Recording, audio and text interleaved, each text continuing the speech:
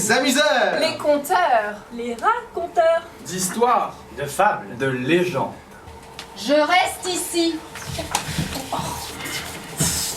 On a pas eu de chance la dernière fois. J'espère qu'aujourd'hui...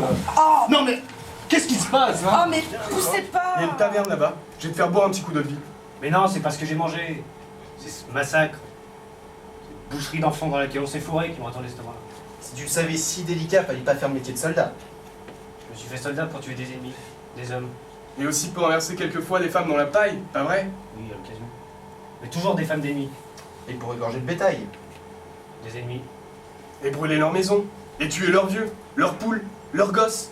Gosses d'ennemis, bien entendu. Oui, les gosses aussi. Mais en temps de guerre.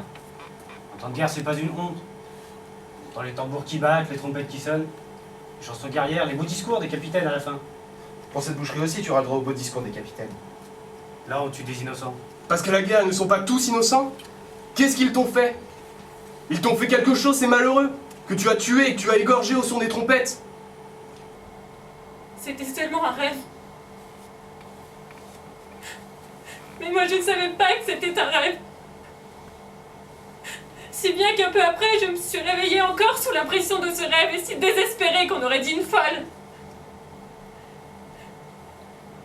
Je suis sortie dans la cour et j'ai commencé à blasphémer contre le Seigneur.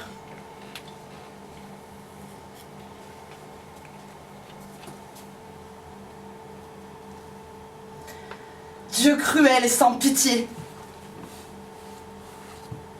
c'est toi qui as ordonné ce massacre. Toi qui as voulu ce sacrifice en l'échange de la venue de ton fils. 1000 enfants égorgés pour un seul à toi. Un fleuve de sang pour une toute petite tasse. Aidez-moi, bonnes gens! Faites-moi la charité! Oh, moi qui suis pauvre et malheureux, aveugle des 2 yeux! Oh mais ce n'est pas le pire! Car si je pouvais le voir, j'aurais grand pitié de moi et je deviendrais fou de désespoir! Ohé, gens de cœur, ayez pitié de moi et de l'état lamentable où je suis réduit. Rien qu'à me regarder, je suis pris d'épouvante. Et voudrais m'enfuir à toutes jambes. N'était que je suis estropié, cloué là sur mon chariot. Bon alors, ça vient oui ou non? Il doit être l'heure du miracle maintenant! Il y a personne qui connaisse ce Jésus-Christ et qui aille l'appeler. Parce que nous on est là depuis un moment, non? Ça va, bien. On va pas attendre à chaque fois des heures pour les miracles. On dit 1 heure et on vient à l'heure. Voilà. Chaises! Qui veut des chaises? Mesdames, prenez une chaise. Dessous la chaise. Pour vous asseoir, mesdames. Parce qu'au moment du miracle, lorsque le saint fait sortir Lazare du tombeau, debout, qu'il parle, qu'il chante, qu'il remue, ça va tellement peur que vous allez tomber en mer. Va travailler, vaurien, ils te crieront. Forçat en cavale. Et nous perdrions le privilège qu'on partage avec les seigneurs et les patrons, celui de lever l'impôt. Eux, en truquant les lois, et nous, en exploitant la pitié.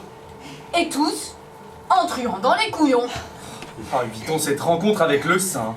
Plutôt mourir. Ah, ma bonne mère, partons. Partons au galop. Guide-moi le plus loin possible de cette ville. Si tu veux, je te raconte ma cuite merveilleuse. Elle ne m'intéresse pas ta cuite. Va-t'en, dehors. Ouste. Je te chasse à coups de pied. Elle chasse à coups de pied. Oui, à coups de pied. Et là, vous autres, vous avez entendu? Un ange qui veut me chasser à coups de pied. Moi, un ange. Viens, viens, mon gros ange. Viens me chasser à coups de pied. Et moi, je te plume comme une volaille. Je t'arrache les plumes une à une. Même celle du cul. Derrière. Viens, viens. Au secours. Viens. Ne me touche pas. Viens. Au secours. Assassin. Jésus. Jésus. Oh, Jésus. Jésus m'a fait un clin d'œil. Mais n'importe quoi. devait avoir une poussière dans l'œil.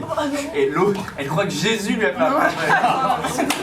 Eh Jésus, fais-nous le miracle des petits pains et des poissons, c'était si bon. Toi, tu blasphèmes. Silence! À genoux! Il a fait signe qu'on se mette à genoux.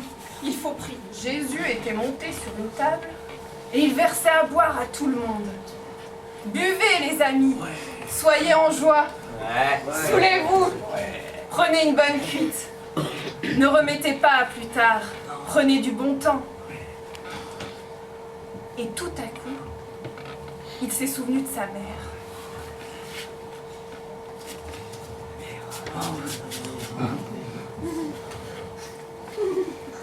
Oh madone, oh sainte femme, maman, je vous avais oublié, excusez-moi. Prenez-en une goutte, vous aussi, buvez-en une goutte. Non, mon fils, merci, je te remercie, mais je n'ai pas l'habitude du vin. Je me fais tourner la tête et après je dis des bêtises.